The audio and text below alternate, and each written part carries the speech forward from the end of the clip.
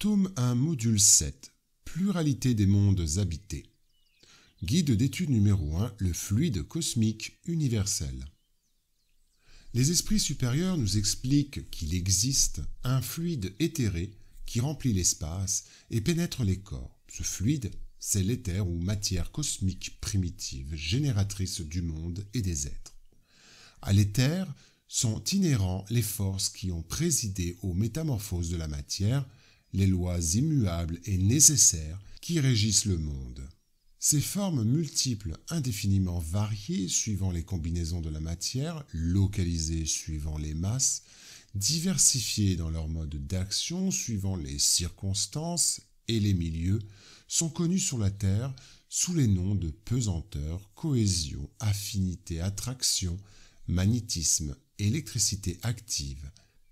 Les mouvements vibratoires de l'agent sont connus sous ceux de son, chaleur, lumière, etc. En d'autres mondes, elles se présentent sous d'autres aspects, offrent d'autres caractères inconnus à celui-ci, et dans l'immense étendue des cieux, des forces en nombre indéfinies se sont développées sur une échelle inimaginable dont nous sommes aussi peu capables d'évaluer la grandeur que le crustacé au fond de l'océan ne l'est d'embrasser l'universalité des phénomènes terrestres. Or, de même qu'il n'y a qu'une seule substance simple, primitive, génératrice de tous les corps, mais diversifiée dans ses combinaisons, de même toutes ces forces dépendent d'une loi universelle diversifiée dans ses effets, et qui, dans les décrets éternels, a été souverainement imposée à la création pour en constituer l'harmonie et la stabilité. La raison de la grande diversité des corps matériels existants dans l'univers, aussi bien que sur notre planète, c'est parce que les forces qui ont présidé à ces transformations, les conditions dans lesquelles elles se sont produites, étant en nombre illimité, les combinaisons variées de la matière ne pouvaient qu'être illimitées elles-mêmes. Donc, que la substance que l'on envisage appartienne au fluide proprement dit, c'est-à-dire au corps impondérable, ou qu'elle soit revêtue des caractères et des propriétés ordinaires de la matière, il n'y a dans tout l'univers qu'une seule substance primitive, le cosme ou matière cosmique des uranographes. Les esprits supérieurs expliquent aussi que la matière cosmique primitive renfermait les éléments matériels, fluidiques et vitaux de tous les univers qui déroulent leur magnificence devant l'éternité. Elle est la mère féconde de toutes choses, la première aïeule, et qui plus est, la génératrice éternelle. Elle n'a point disparu. Cette substance, d'où proviennent les sphères sidérales, elle n'est point morte. Cette puissance, car elle donne encore incessamment le jour à des nouvelles créations et reçoit incessamment les principes reconstitués des mondes qui s'effacent du livre éternel. La matière éthérée plus ou moins raréfiée qui descend parmi les espaces interplanétaires, ce fluide cosmique qui remplit le monde, plus ou moins raréfié dans les régions immenses, riches en agglomérations d'étoiles, plus ou moins condensé là où le ciel astral ne brille pas encore, plus ou moins modifié par diverses combinaisons suivant les localités de l'étendue, n'est autre chose que la substance primitive en qui résident les forces universelles, d'où la nature a tiré toute chose. L'esprit André Louis explique que dans le fluide cosmique ou le plasma divin, souffle du Créateur ou force nerveuse du Tout-Puissant, vibrent et vivent des constellations et des soleils, des mondes et des êtres, comme les poissons dans l'océan. Dans cette substance originelle, sous l'influx du propre Seigneur suprême, opèrent les intelligences divines en lui, agrégées en une communion indescriptible, et extraient de ce souffle spirituel les réserves d'énergie avec laquelle ils construisent les systèmes de l'immensité en co-création sur un plan supérieur, selon les desseins du tout miséricordieux qui en fait des agents de la création. Le fluide cosmique étant le principe élémentaire de l'univers, possède des propriétés sui generis. Il offre deux états distincts, celui d'éthérisation ou d'impondérabilité que l'on peut considérer comme l'état normal primitif, et celui de matérialisation et de pondérabilité qui n'est en quelque sorte que consécutif.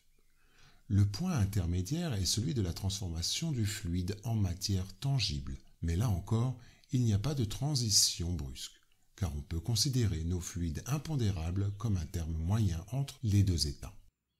Chacun de ces deux états donne nécessairement lieu à des phénomènes spéciaux. Au second appartiennent ceux du monde visible et au premier ceux du monde invisible. Les uns appelés phénomènes matériels sont du ressort de la science proprement dite. Les autres, qualifiés de phénomènes spirituels ou psychiques parce qu'ils se lient plus spécialement à l'existence des esprits, sont dans les attributions du spiritisme. Mais comme la vie spirituelle et la vie corporelle sont en contact incessant, les phénomènes de ces deux ordres se présentent souvent simultanément. L'homme, à l'état d'incarnation, ne peut avoir la perception que des phénomènes psychiques qui se lient à la vie corporelle. Ceux qui sont du domaine exclusif de la vie spirituelle échappent au sens matériel et ne peuvent être perçus qu'à l'état d'esprit. À l'état d'éthérisation, le fluide cosmique n'est pas uniforme. Sans cesser d'être éthéré, il subit des modifications aussi variées dans leur genre et plus nombreuses peut-être qu'à l'état de matière tangible. Ces modifications constituent des fluides distincts qui, bien que procédant du même principe, sont doués de propriétés spéciales et donnent lieu aux phénomènes particuliers du monde invisible. Tout étant relatif, ces fluides ont pour les esprits, qui sont eux-mêmes fluidiques, une apparence aussi matérielle que celle des objets tangibles pour les incarnés, et sont pour eux ce que sont pour nous les substances du monde terrestre. Ils les élaborent, les combinent pour produire des effets déterminés, comme font les hommes avec leurs matériaux, toutefois, par des procédés différents. En raison de la nature et du type de forces qui agissent dans la vie extra-physique, les éléments fluidiques du monde spirituel échappent à nos instruments d'analyse et à la perception de nos sens, faits pour la matière tangible et non pour la matière éthérée. Il en est qui appartiennent à un milieu tellement différent du nôtre que nous n'en pouvons juger que par des comparaisons aussi imparfaites que celles par lesquelles un aveugle-né cherche à se faire une idée de la théorie des couleurs. Mais parmi ces fluides, quelques-uns sont intimement liés à la vie corporelle et appartiennent, en quelque sorte, au milieu terrestre. À défaut de perception directe, on peut en observer les effets, comme on observe ceux du fluide de l'aimant que l'on n'a jamais vu, et acquérir sur leur nature des connaissances d'une certaine précision. Cette étude est essentielle, car c'est la clé d'une foule de phénomènes inexplicables par les seules lois de la matière. À présent, donnons quelques explications sur un sous-produit du fluide cosmique qui existe dans tous les êtres vivants. Il s'agit du fluide ou principe vital. Le principe vital est le principe de la vie matérielle et organique, quelle qu'en soit la source, et qui est commun à tous les êtres vivants, depuis les plantes jusqu'à l'homme. La vie pouvant exister abstraction faite de la faculté de penser, le principe vital est une chose distincte et indépendante. Pour les uns, le principe vital est une propriété de la matière, un effet qui se produit lorsque la matière se trouve dans certaines circonstances données. Le principe vital est ce que vous appelez fluide magnétique ou fluide électrique animalisé, et ayant la source dans le fluide cosmique universel. Il se retrouve dans tous les corps vivants de la nature. Modifiés selon les espèces, c'est ce qui leur donne le mouvement et l'activité et les distingue de la matière inerte. Nous pouvons dire que le principe ou fluide vital est la force motrice des corps organiques. En même temps que l'agent vital donne l'impulsion aux organes, l'action des organes entretient et développe l'activité de l'agent vital, à peu près comme le frottement développe la chaleur.